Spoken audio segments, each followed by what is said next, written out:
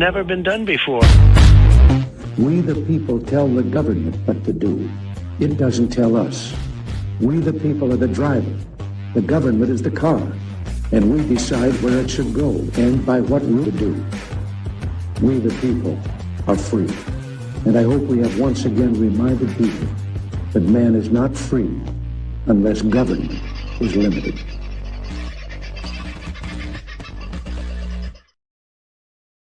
Well, good evening, folks. How are you? I hope you're doing very well. And your, what is it today? Tuesday is kicking along and the week hasn't been too taxing on you so far. Well, if the week hasn't been taxing, the government's certainly been thinking about it for you, I can tell you. We'll get into that very, very shortly. There are a couple of things I want to take notice of or just point out before we kick into tonight's show. The first one are these X39 patches. If you are unaware of the X39 patch, then you haven't been watching this show for very long. And you can get those patches from the link that is going across the bottom of your screen right now. Recently, I had the opportunity to share a couple of these patches with one of you, a mate of mine called Tim, who doesn't live too far from here. Really nice bloke, but he's been having back issues. He's a former arborist and landscaper. So, you know, man, though I think whole family were in the forest industry for many, many years. So he's done a bit of damage to his back. He's got a bit of arthritis and a few other bits and pieces, and he's been a bit off his feet, so to speak. I shared a couple of these patches with him over the weekend. We caught up for a bit of a chat, and he rang me yesterday just to say, cannot believe the effect these patches have had on me. And he almost to a point where he's feeling he can go and do a lot more work than he has been able to do of recent. You know, instead of working maybe 5 days a week, he's down to one, so or sometimes none. So he's feeling stronger, better, and overall slept pretty well too. He was having a few issues with sleep, and that sorted that out. So can I just tell you, it doesn't work for everyone. I've given, I don't know how many of these patches out now, probably, I don't know, close to 1,000 probably. And I would say of 1,000 patches I've handed out, usually in groups of 2 or 4 to people, 98, 99% of people feel a direct benefit from them because they're not taking anything else or doing anything else for it at the time. That's the best way to try this. And even if you are on very strong meds, we've got evidence that, you know, cut back on those meds for a night or 2 nights, halve them if you're taking those methadone pills, what is it called? Morphine pills, like Carol was. And voila, she was doing a jig, something she hadn't been able to do, at least without the aid of alcohol, for 30 plus years. So they are really beneficial, and I just love hearing the stories where they work. So if you've got those stories to tell folks, I'd love you to share them with me at carl@vofhq.com. They really do cheer me up endlessly. And if you've got a video you'd like to make, you can load that up at contrib.vofhq.com as well. And if you want to buy some of those patches, you can do so without having to sign up to anything. You don't have to, you know, agree to be a part of any selling operation if you don't want to. There is a way for you to make money out of the patches if that's what you so choose to do. But up to you. There are quite a few people who are making a little bit, well, I'm making a little bit of money out of it. It keeps us going. It pays the occasional bill most months. So that's really beneficial, and it could help you that little bit too. So if that's the way you feel you can operate, only if these are of benefit to you. If they weren't working, I wouldn't be telling you. I wear them, you know, neck pain, shoulder pain, back pain, knee pain, hip pain, gone. It's ridiculous. Dwayne, who you've met once or twice on the property, he fell over recently, whacked his hip. One of those patches, the pain, not only the pain was greatly relieved, wasn't completely gone, but the pain was greatly relieved, but the swelling and the bruising was almost non-existent. And for a little bloke, or a little skinny bloke with him with just a bony bum, He was expecting to go black, and it didn't happen. So there are many, many benefits to many, many people. Nearly knocked the phone off the table. And sometimes it doesn't work for people. But I'm very happy to share. And I think I owe a few people a couple of patches who've written to me. And if that is the case, I'm sorry I've lost you in the email. So send them to me again and I'll send you some patches. You might also be able to afford your own if you've got yourself a ticket in this lottery. Now, I think we're into number 3 or number 4. I can't remember. There are about 300 sold. So there's 450 tickets left for sale. They are only $2 a ticket. You can buy a maximum of 20 tickets in any one lottery per person. And we would love to be able to give you $750. Phil was one of the last people. I think he was the last person who won. And of course, the beneficiaries in some manner, small, not, well, it's not small, but it's not large. It's not the hugest amount, but it will be if we can get more people buying tickets in the lottery, because we're just going to keep feeding money to the donkey sanctuary as long as we possibly can, because funnily enough, with the donkeys, they require a bit of feeding. So if you would like to help, we would love to help you win $750. You can only, as they used to say in the classics, be in it to win it. And you can get a ticket through our merch site at merch.vofhq.com and click on the $750 sanctuary link there, and you will find an easy way for you to pick up your tickets. Can't thank you enough for your involvement in that. There's probably other things I can talk about, but I think I've raved on enough just to beginning. I may get to it afterwards. Right now, there are significant things happening in Australia in a number of different ways. Tax and some of the implications going forward on seniors are going to be quite significant. Yesterday, the Treasury, the Australian Treasury, that is, accidentally, and we say accidentally, released a document that is a report recommending the government raise taxes and slash spending if they ever want to consider balancing a budget. I know in certain areas that also reflected terribly badly on the government's promise to build 1.5 million homes in 5 years. I think Albo had, what are we now, 3.5, 4 years into whatever he's been doing. And they have built very few homes. And the homes they have built have cost a bloody fortune. And who's going to get them? Well, if it's anything like what's happening in Victoria, any new immigrant who steps off a plane and walks into Victoria is being handed, by the sound of it, a 2-bedroom apartment somewhere that's just been built brand new. And never mind the Aussies who are living homeless on the streets you've got to walk past to get to and from the building. Don't worry about that. The new imports who've come in off the plane, no problems, brand new seat for them. Anyway, I'm getting a little distracted. So there is going to be a lot of tax implications for a number of things that have been put forward in the last couple of days. And to help me try and sort out a little bit of that is a lady who's been out dancing with monkeys in the jungle all day, Kath Smith. How are you, Kath? Hey, how are you? No, I'm giving up running in jungles barefoot. I've learnt my lesson, Carl.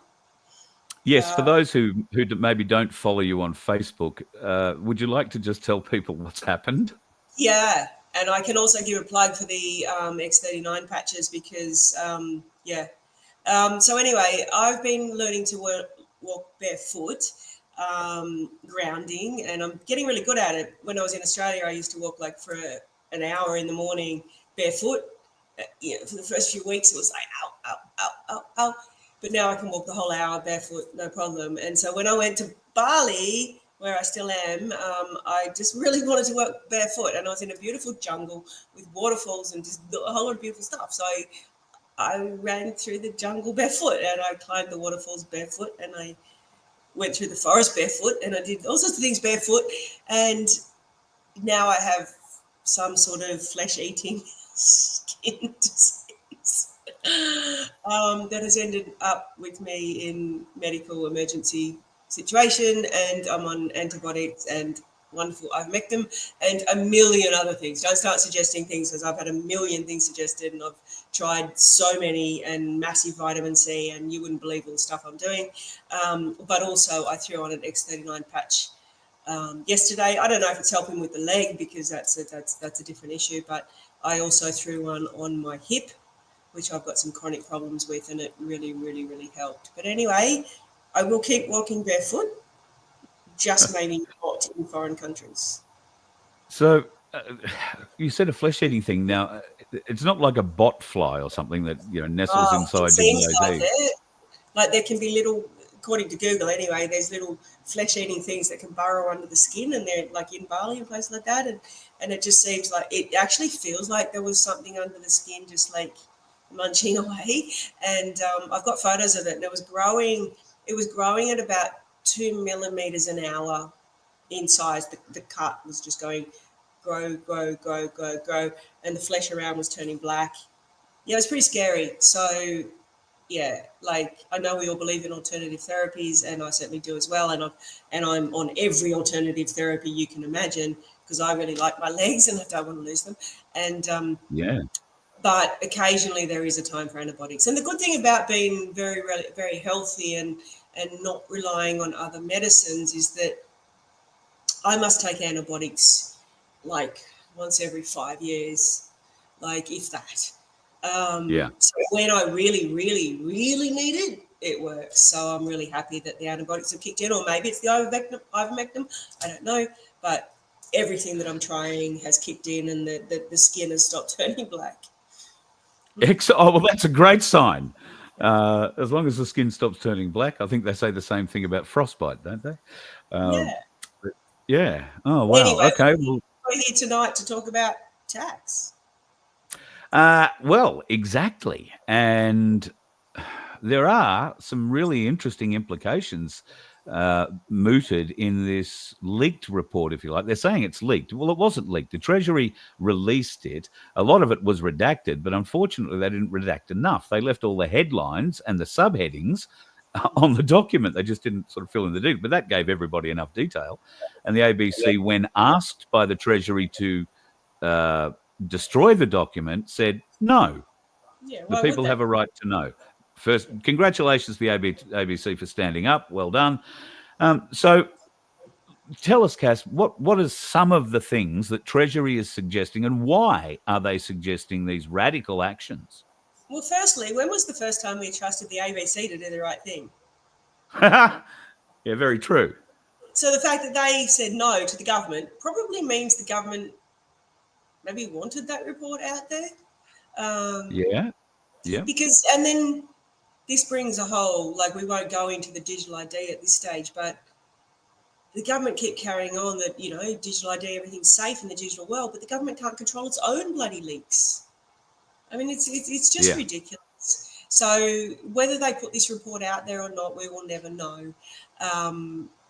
But some of its implications, I think more the implications are being in what is not said, because it's got out there, everyone can see it, but the government are covering it up and if you've watched any of the news reports, the Treasurer Chalmers is just saying, oh yeah, no, well, it's not important. It's like, well, we all knew about this and it's all okay.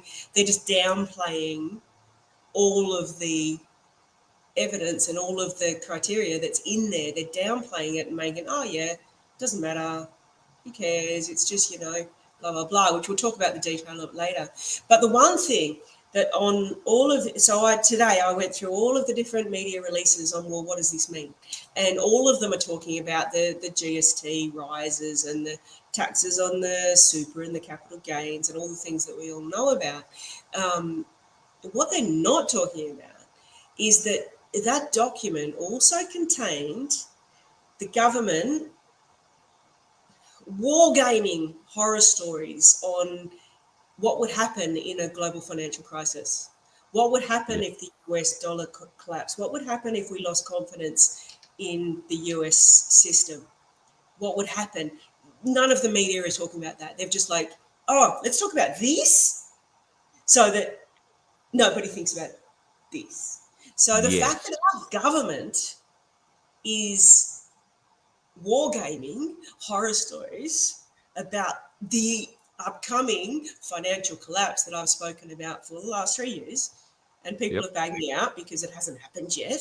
But I keep saying it's coming, it's coming, it's coming. I don't know when.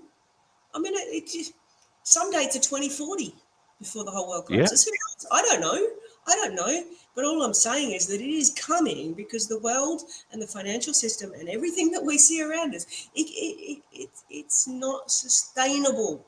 So the government was actually wargaming scenarios about what happens in the event of a financial collapse. But all of that was redacted.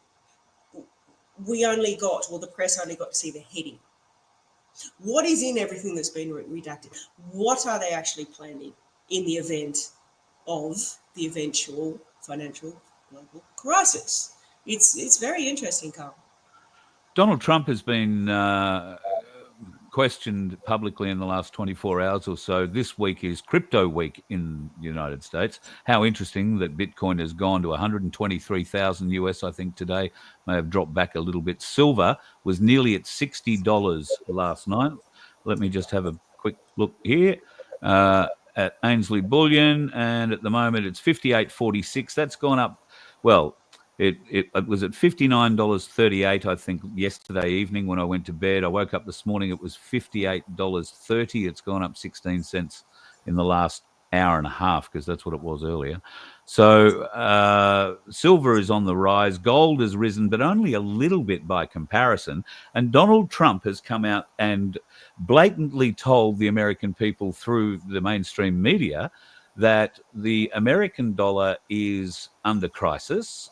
BRICS was set up to bring down the US dollar, which is what we've been saying since BRICS was set up. And prior to BRICS being set up was how we were saying what needed to happen. There needed to be an alternative. There needed to be a way to do this. And China had been positioning to use the yuan, and Russia, of course, wanted to use the ruble. And we all laughed. Well, we didn't laugh, but many people laughed at the mere thought of that 3 years ago, Cass, didn't they? Yeah. I don't think we're laughing anymore because we're getting closer and closer to what I have said is coming for so long. And yeah, Carl, you mentioned the price of silver and the price of gold. And I've actually been bagged out. For those that I actually made the cooker watch.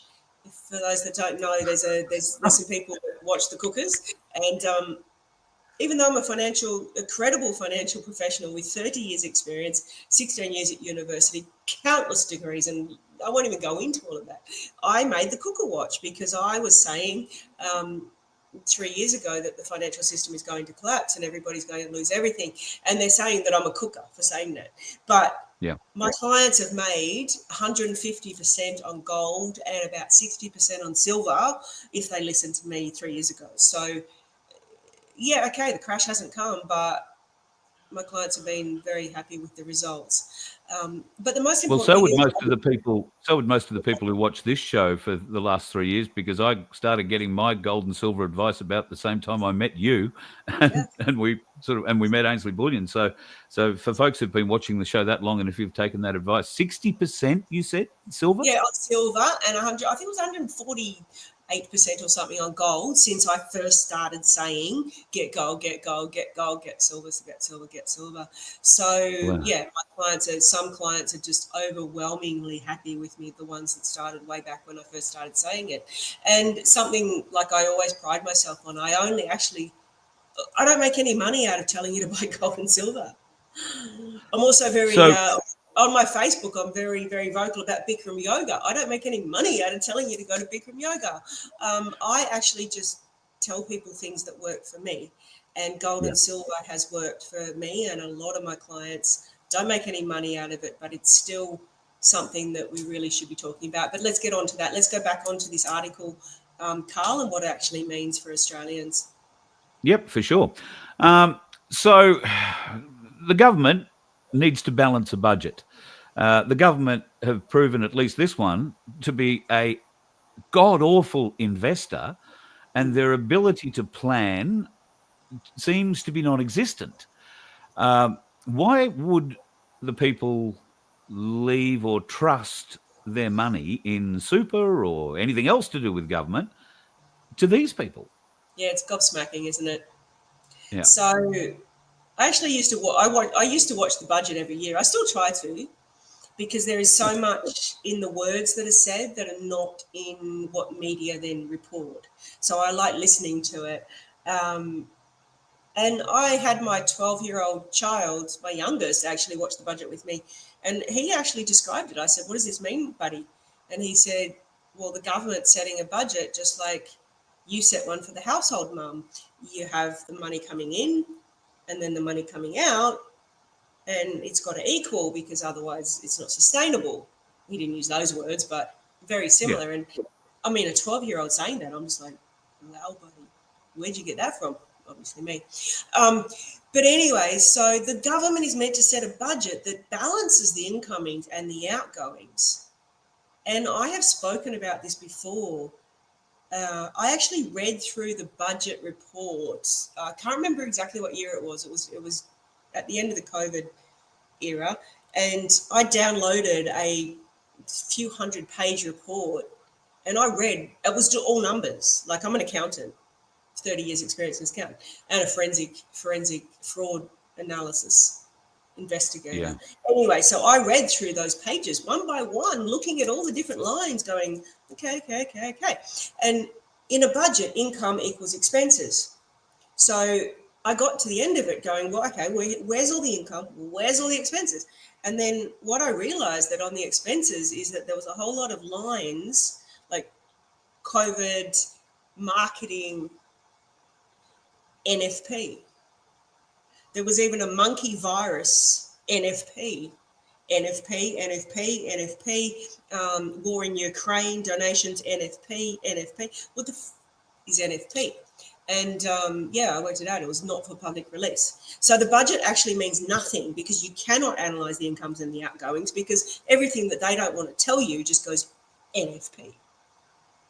Ridiculous. But Chalmers himself, on now that this report has come out, which is basically you can sum it up to say the budget is a load of crap, because there's not enough incoming revenue because they need to increase taxes, and they're spending too much. So the budget is crap, is basically what this report says. Chalmers, this is his quote: "We'd rather have a big, ambitious, difficult target and work around the clock to meet it than continue the approach of our predecessors, which was to build too few homes." What? I mean, when you said, let's say I do business plans for clients for their businesses, and I've always done business plans, and yeah, you do want to set a big, ambitious business plan and hope that you're going to meet it. This is the Australian government setting a budget for the... He said, Chalmers, "We'd rather have a big, ambitious, difficult target and work around the clock to meet it, knowing that we can't." Like, what? That's ridiculous.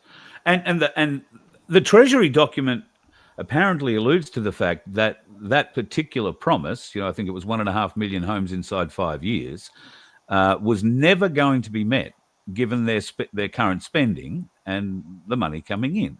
And for those of us that know homelessness in Australia at the moment, it's going through the roof. I haven't got the exact statistics in front of me, but we're at a record high homelessness rate right through every state of Australia, including the Gold Coast, including everywhere. And thank God the Supreme Court in Queensland, at least, has ended the Moreton Bay Council's campaign of evicting people from the parks, from the public parks. The Supreme Court has said they can't do that any further. I'm sure the council will be appealing, but no more excavators rolling through there, or the Gold Coast parks that have got folks who are living homeless. That isn't the case, as I mentioned at the start of the show, for a number of new arrivals in Australia being handed the keys to brand new units in Melbourne. But let's be honest, it's Melbourne. Who the hell would really want to go and live there if you had a choice to go anywhere else? I'm not dissing people in Melbourne. I grew up as a Victorian. I just can't abide the people who seem to be running the place.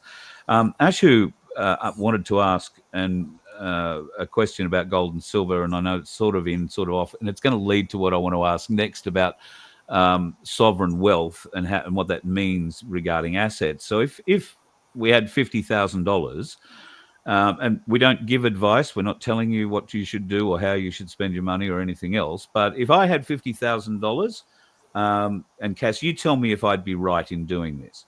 If I had $50,000, I would probably spend $20,000 on gold and $30,000 on silver. And I'd go to Ainsley Bullion to do it.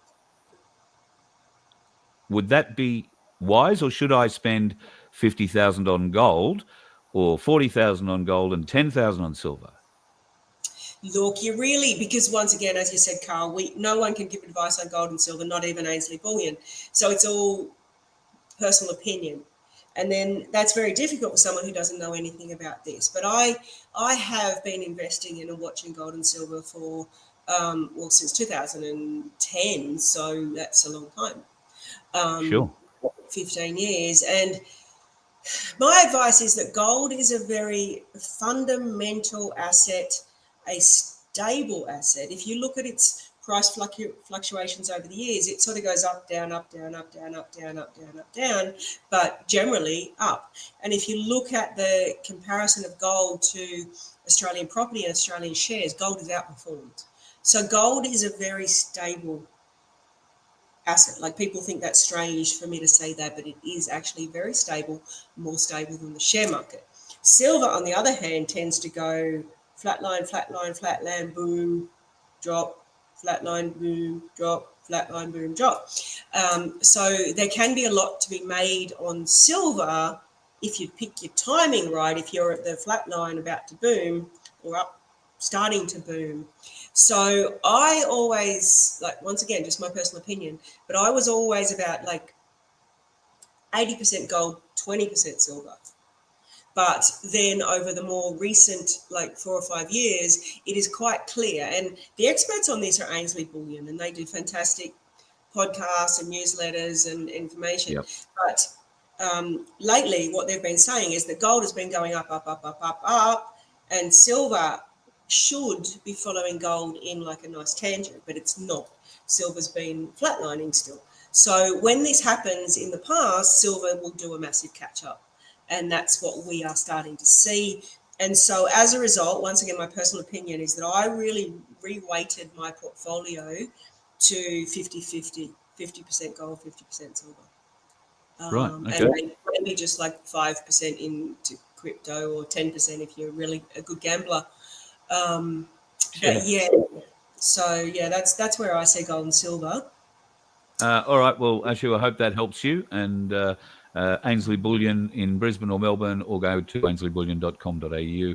And don't forget to mention my name or the Voice of Freedom, and you'll get yourself a little bit of a discount. And if you're spending $50K, that might mean you get another ounce of silver or something. I don't know.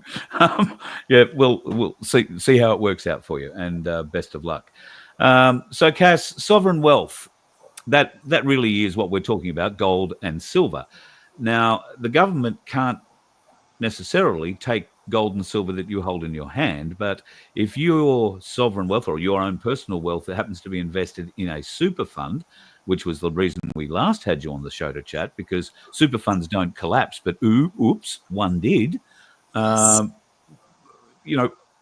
is what the Albanese government's report from Treasury going to affect our sovereign wealth, our gold and silver?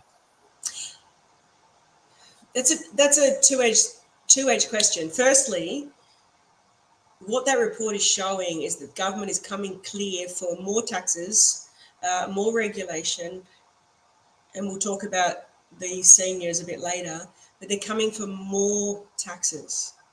So when it comes to superannuation, they've already introduced the $3 million tax, or they're trying to, it's still not through, the over $3 million tax, the tax on unrealised gains. What's next? They are coming with more and more taxes, more and more regulation against superannuation. And then, and it's not related, it's separate, but it's another example of what's going on in the world at the moment, is that super funds are collapsing.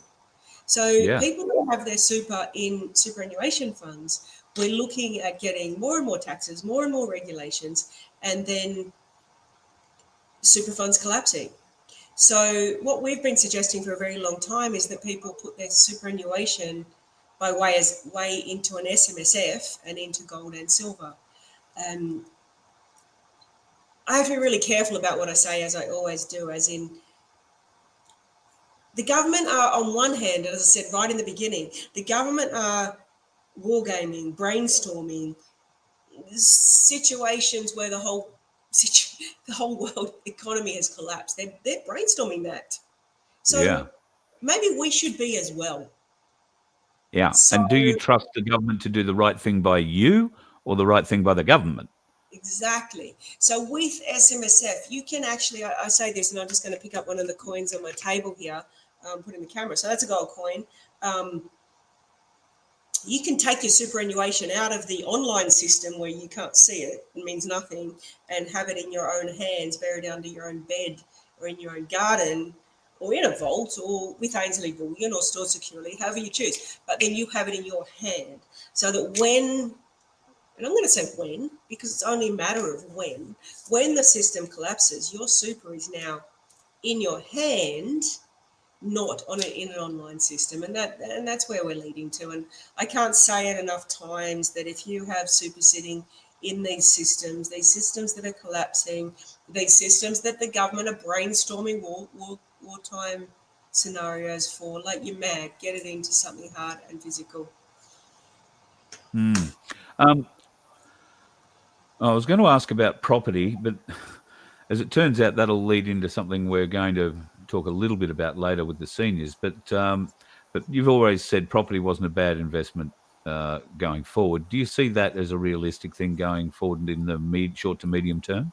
Okay, so those that haven't heard me on this topic before, I am a licensed real estate agent and I am a licensed property advisor. And the last probably 20 years of my career was helping people buy investment properties. And I built myself up to a portfolio of 10 properties, which is what I always wanted. That was my goal. And I did it a few times before and then lost it all in bankruptcies and divorces and things. But I built it all up again. I had 10 properties and in COVID. And I sold all of them and I put it all into gold and silver, all of it. So the reason why is that my personal opinion is that I don't believe property is safe. Yes, I could be wrong. We do still have the pressure of the immigration coming in, putting an upward pressure on our prices and not enough properties being built as per this leak. But on the other hand, I'm talking to people on the street, the real life situation where the rates and land taxes increases that there are being levied. People are just getting bills in the mail and their bills have doubled from the year before.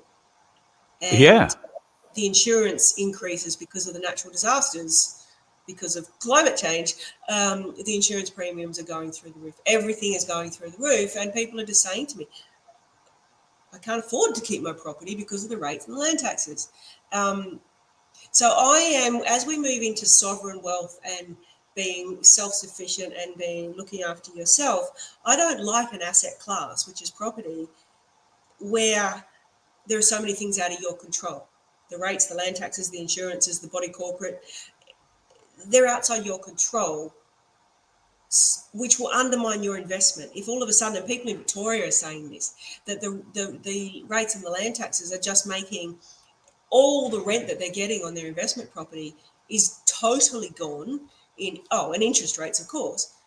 All the rent has gone in interest rates, land taxes and insurance, and they are going backwards at a rate of knots, and they can't afford to keep their property anymore. When everybody starts listing their property for sale because they can't afford it, what do we get? Crash. Anyway, that's once again just my opinion, but that is why I sold my entire investment portfolio and put it in gold and silver. Platinum's also not a bad buy at this point in time, I believe. And given what I've been watching on the ainsleyBullion.com.au website with its price, it's only been going up and it's been making significant increases on almost a daily basis. So something else to be considered. Regarding tax, I've seen an uptake in stories around Australia regarding younger folk who are making pretty good money. And some of those, I guess, are OnlyFans workers who are making 6 figures a month. But even people who are working in normal, let's call them regular jobs, putting and doing their own tax. If you're one to go and do that sort of thing, you've, I think, had a couple of months to start lodging it. So a lot of people get in early, they do their own tax, and they think, okay, right, I'm going to get a refund. I'm going to get this, I'm going to get that. And then all of a sudden they're getting tax bills for $3,500, $4,000, $9,000. One woman's got one for $18,000. Another one's got one for nearly $40,000. Now, she's, knows she makes a good living and whatnot, but she wasn't expecting a tax bill of $40,000.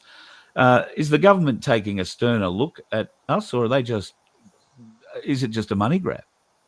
No, that's the way it always has been. I think there's just more media spotlight on it now.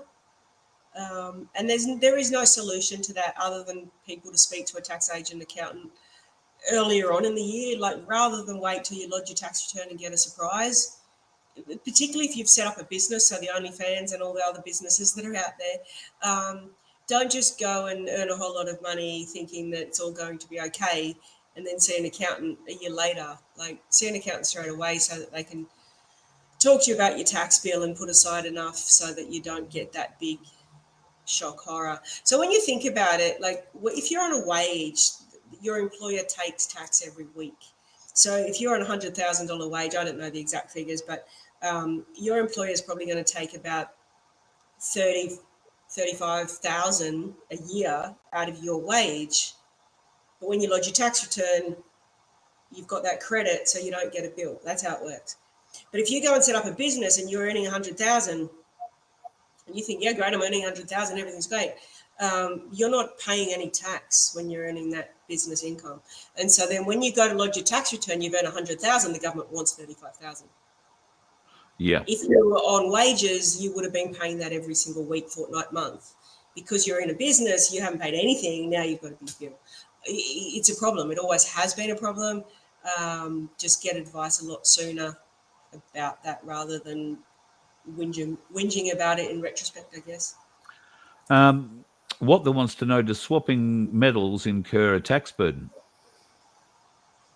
Swapping metals, as in if you like sell gold. If you were swapping, as it was pointed out, Mary Jane is in the chat tonight, so she pointed out something that Ainsley said the other day, that people are stocking up on silver now to buy gold. They'll use it and swap it to buy gold. So I'm guessing that's what that's referring to. Yeah, absolutely. So if you do sell metals to buy another metal, yes, it will attract tax on the gain. But I've always said, it's one thing I remember from my degree back when I was 20, is that you don't do things just for a tax purpose. So like if you've made a profit and you want to sell and get that profit, you don't not do it just because of the tax. You do it anyway. And capital gains is actually the best tax regime there is, because there's a whole lot of exemptions and things you can do to minimize that gain. So if you want to sell your silver to buy gold when the time is right, once again, I say, just get advice before you go and do it, because there are so many things we can do to help you minimize that gain at the time. Don't buy, I guess that's meant to be silver or gold on a register. What does that mean? I think they're talking about if you go and buy gold and silver under $5,000, it's not on the register. But I've never subscribed to that view. Okay, if you're just buying small amounts, fair enough. But mainly our SMSF clients, they're buying hundreds of thousands. It's on the register. You can't get around it. There's no problem with that. It's like buying a property. Everything's on the register. But yeah, if you're doing small quantities, by all means, do under 5,000 and try and keep it off the government register. Yeah, but like you say, in a time where the government looks like it has its eyes on your super, and there's certainly movement already for the folks who've got higher holdings in their super, and ostensibly seen as the rich people, but soon enough the rich people, either through political pressure or other ways, will make sure that burden is spread deeper down the superannuation scale, and it will eventually wind up affecting everybody, in my opinion. Is that wrong? Am I way off base there? Do you think the government can be trusted to just keep it to the rich people? Yeah, I've just got a message on my machine to say that something's in my machine and is going to restart it in 4 minutes. So anyway, I can't seem to stop it. But I'll answer your question, and then we'll just see what happens in 4 minutes and 27 seconds, according to this countdown. Vince? It's counting me down. I feel like I'm going to explode. Wow. So anyway, the $3 million tax, it is an issue because like $3 million, and I've said this myself, like if you've got more than $3 million in your super, well then good on you, because most people don't. Maybe you need to pay a little bit of tax. But the problem with the $3 million threshold is that it's called not indexed. So $3 million seems like a lot right now, but is $3 million going to be a lot in 20 years? Mm-mm. So, so that's how they're going to slowly, from now it's targeting the rich, but over time it will target everybody. And that is quite scary. And the other one they brought in about tax on unrealized gains, which is, really, really devastating for some super funds that have got big assets that have got gains sitting there. And okay, it's only super funds for now, but what if they roll that out across other tax systems? So there's scary things happening in the background of the tax system. And what we've decided, now that I've on a 3-minute countdown now, is that every week we're going to talk about these issues, because I have got over 30 years experience in tax, 35 years, I think. I've got a master's degree in taxation. I spent 11 years with the tax department, and I've got a lot of inside knowledge.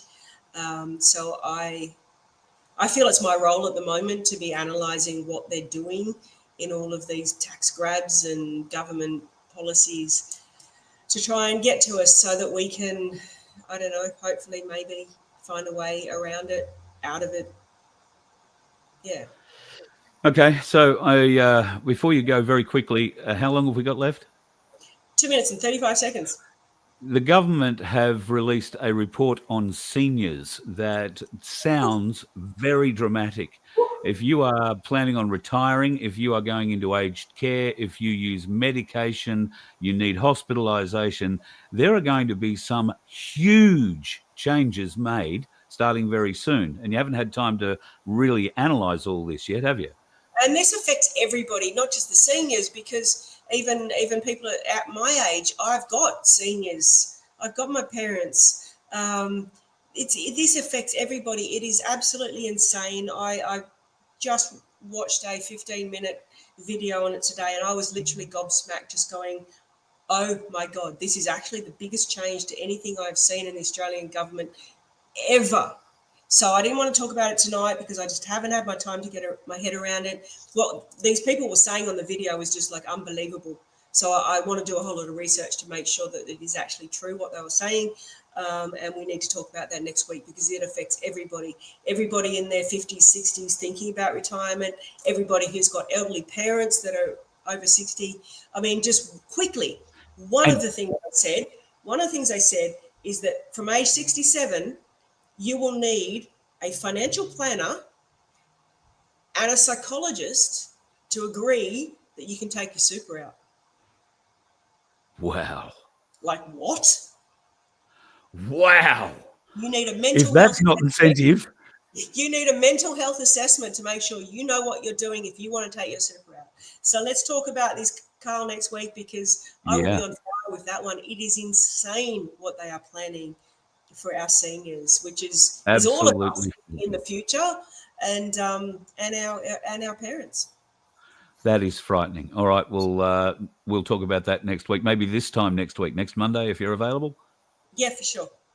All right. How long we got left? Today's Tuesday, isn't it? Today's Tuesday. I beg your pardon. Next Tuesday, then. It's Tuesday. I've got 25 seconds left. I don't know what's going to happen because, like, this just popped up. No, I think we should just keep hanging for the last 15 seconds or so to find out what's going on.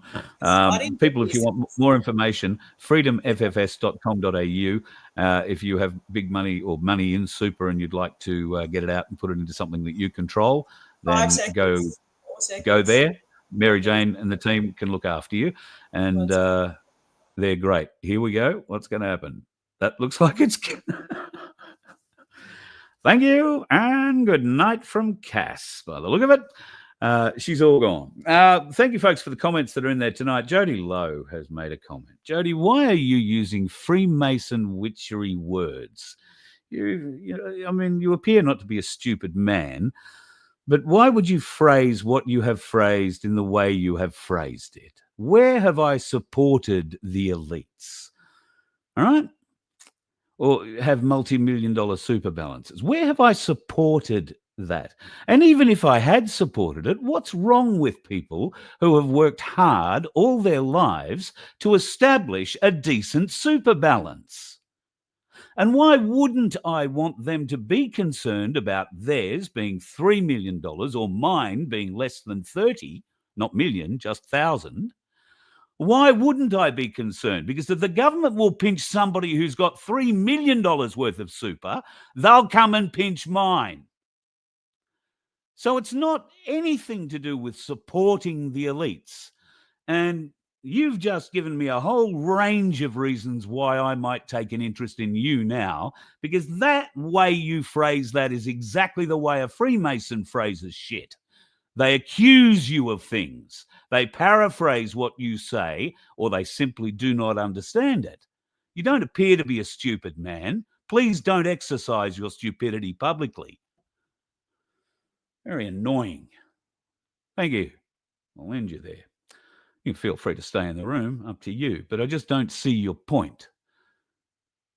Nobody's supporting the elites. And even if I were, I would be supporting the people who worked their ass off to get where they're going, who've been successful in business, who've employed others, and preferably haven't involved themselves in satanic ritual, child abuse, or anything else that we go against. But I understand there are elites. Now, if you can't identify the elites that we are talking about versus people who've worked hard for money, you've got no business being where you are doing what you're doing. You know the elites. You used to work for them. So don't start trying to... And you've tried it a few times, and I'd usually just ignore you, but you're starting to give me the shits. So don't bother. All right. All MPs and senators have probably sent their assets overseas to tax havens. You couldn't be probably more right about that, I would suggest. There'll be a whole heap of crap things that they've been sending over. The elephant in the room is Trump bringing down the Fed. Yes, that is. But is it the elephant in the room? There are more moves today. Trump's talking crypto up in a huge way. He is trying to rebuild faith in the American dollar, particularly for Americans, but generally in the world. Is that going to work? I guess it remains to be seen, but it will be an interesting battle over the coming days, and we're going to see a lot of it in the precious metals markets. So once again, I would advise, my advice is always, get a little bit of it. Get whatever you can afford of it. If you can share a little bit of that knowledge with others, then you're only going to help them. That's what this is about. It's not about supporting the elites. I mean, next thing, no, I'm not even going to bring that up. I'm just having a bit of a scan down here. Thanks, Crunch. Well, see, Jody, you're getting the idea. If you're reading the comments, you don't get a lot of support for what you say. And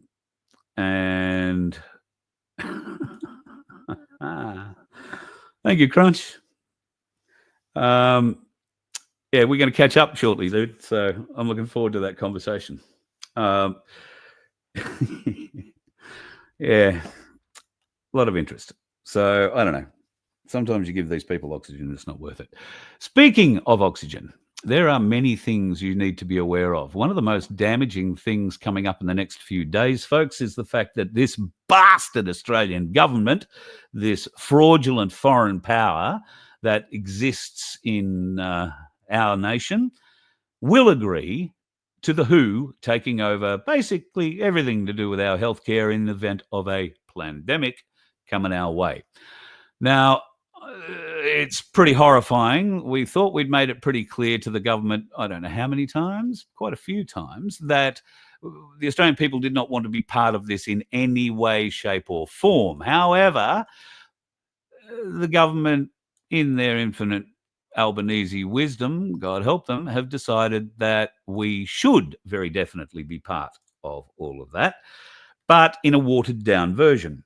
Now, that watered-down version turns out to be not nearly as watered down as it once was. And if we agree to this, or at least we don't signal our disagreement with it and our ability to reject it, which we do have, before the 19th of this month, then all is lost. Here is a link that I'm posting into the chat right now.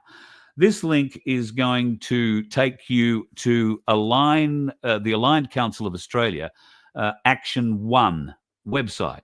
Now, if I can, let me just see if I can bring that up somewhere here. Pretty sure I've got it on a screen. Now, what this is going to do is give you a little bit of an idea of, that's Action 2, so I must have Action 1 floating around here somewhere. That's not Action 1.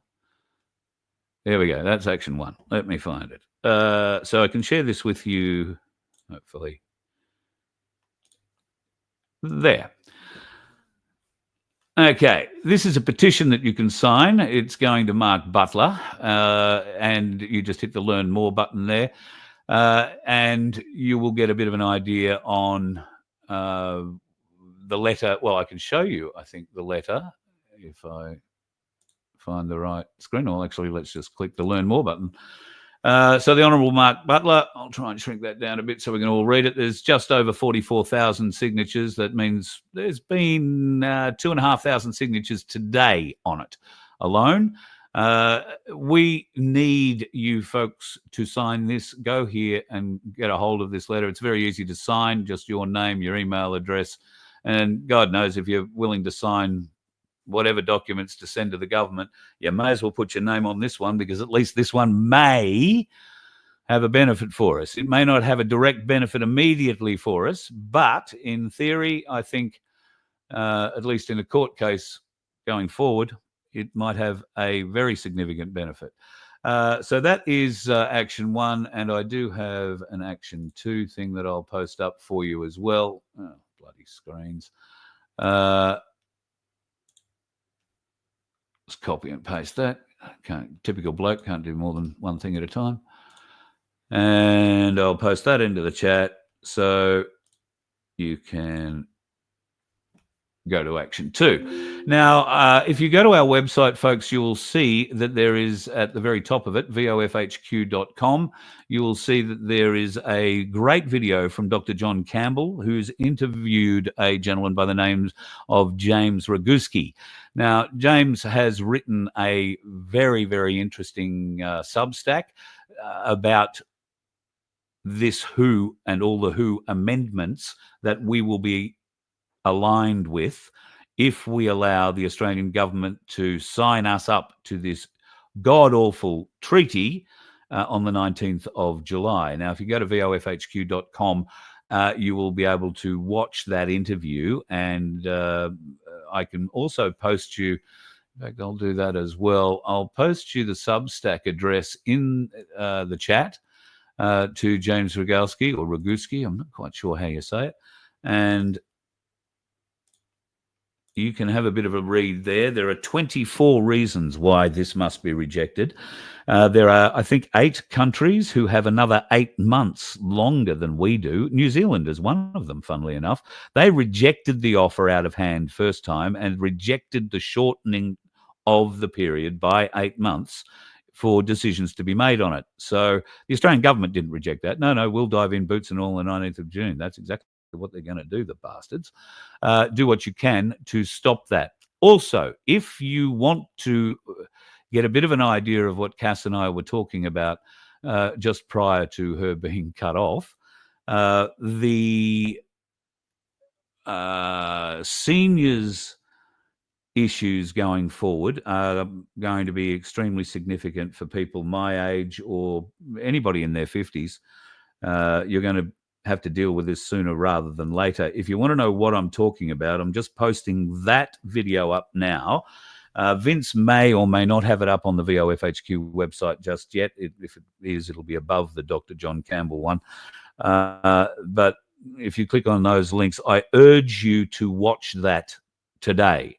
I urge you to share it far and wide with anybody your age. This is no conspiracy theory here, folks. This is a plan they have going forward, and it will horrify you It will absolutely horrify you. When I sent this to Cass today and said, can you have a listen to this and see if you're as worried about it as I am? She came back and used the words gobsmacked, horrendous. We must, fight this. So it is a very, very significant video. Go and have a look at that. The last one I just posted up in the chat there, and yeah, we'll see what we can do, because we're going to need to fight that as well in a very, very significant way. What else did I have to talk to you about this evening? Have I mentioned the lottery? We are, let me see, how many tickets are we away from? We're still a bit under 450 tickets away from being able to make another draw. $750 in your kick, and a lot of the other side of the money goes to the Donkey Sanctuary. It helps us keep the Voice of Freedom going. One of those bills that I have to pay, and I'm still fighting with Telstra over my iPad and a variety of other issues. One of those is a $350 bill I get a month every month just to keep the telecommunications alive here. So any little bit you can do to help us helps keep us on the air, keeps us trying to give you the information, and gives you the ability to reach out if you need help. And, we do connect people who can help if you need it. And I'll do everything I can to help. That's what I'm here for, I think. So, and I can't thank enough of you who help us. And when I say us, I mean we have a very small Voice of Freedom family, Vince and I. It's basically Vince and I. Well, it's probably more me than Vince too, if I'm honest. But I like to think of Vince as very much part of the family. And if Vince needs help, he gets help. Thankfully, Vince is very rarely in need of help. He's not terribly well at the moment, though. He's been coughing and spluttering. The whole family have caught colds. So if he's been a bit vacant here, it's probably in part because of that. And he's been working some very long hours for my place, who are restructuring and doing a few internal changes with the Unity Hub. If you're not part of that yet, get a hold of it. There is a wealth of information being shared in there, and a whole heap of different the links, put them in the comments later. Thank you, anyway, whole heap of information. What else did I have to mention to you tonight? I don't think I've got too many videos tonight. In fact, I don't think I've got any videos tonight now that I mention it. Well, let's face it. We're getting towards the end of the night. I probably can't play you this whole thing. It'll copyright me. I was going to play you a bit of George Carlin. In fact, I was going to play you 4 minutes of George Carlin. I might have to go and cut that up and play it to you in segments so I don't get banned. If you'd like to help us out at vofhq.com, you'll find a donate button, or better still, we would love you to become a member. You can do so for as little as $2.50 a month, I think it is. So if you can help out, that would be awesome. If you can help the Donkey Sanctuary and us out at the same time, you can just go and buy a lottery ticket at merch.vofhq.com and click on the link that says 750 Sanctuary Lottery. And Godspeed, good luck to you. I hope you can take out the win, and the money is helps you out in a time where you greatly need it. Maybe you need to pay your car registration. There'll be news on car registration for those of you that pay it in the not too distant future. And I'll tell you a little story about a recent... I think I may have already told the story, but we'll reshare the story. A very interesting issue with car registration that I've been through recently. Confusing, should I say. At least that day, I wasn't the only dickhead on the road. And there's something to be said for that. Be safe. See you tomorrow. You let one ant stand up to us, then they all might stand up. Those puny little ants outnumber us 100 to 1. And if they ever figure that out, there goes our way of life. It's not about food. It's about keeping those ants in line. That's why we're going back. Does anybody else want to stay? Let's rock!